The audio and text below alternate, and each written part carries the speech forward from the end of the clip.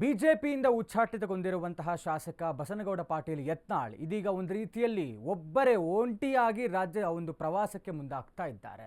ರಾಜ್ಯ ಪ್ರವಾಸವನ್ನ ಒಂಟಿಯಾಗಿ ಯತ್ನಾಳ್ ಅವರು ಕೈಗೊಂಡ್ರ ಅನ್ನುವಂಥ ಪ್ರಶ್ನೆ ಬರ್ತಾ ಇದೆ. ಹಿಂದುತ್ವದ ಹೆಸರಲ್ಲಿ ಶಾಸಕ ಯತ್ನಾಳ್ ರಾಜ್ಯ ಪ್ರವಾಸ ಮಾಡ್ತಾ ಇದ್ದಾರೆ. ಗಣೇಶ ವಿಸರ್ಜನೆ ಹೆಸರಲ್ಲಿ ಶಾಸಕ ಯತ್ನಾಳ್ ಸೌಂಡ್ ಮಾಡ್ತಾ ಇದ್ದಾರೆ.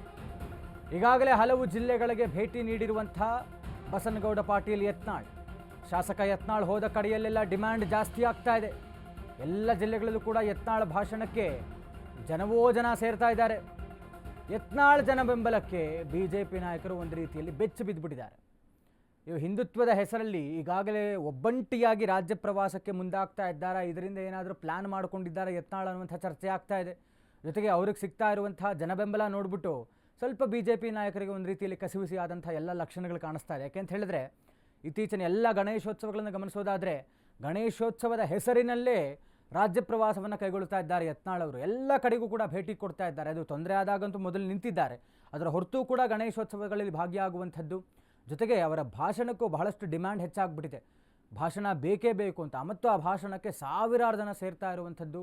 ಒಂದು ರೀತಿಯಲ್ಲಿ ಜನ ಬೆಂಬಲ ಹೆಚ್ಚಾಗೇ ಕಾಣಿಸ್ತಾ ಇದೆ ಯತ್ನಾಳ್ ಅವರಿಗೆ.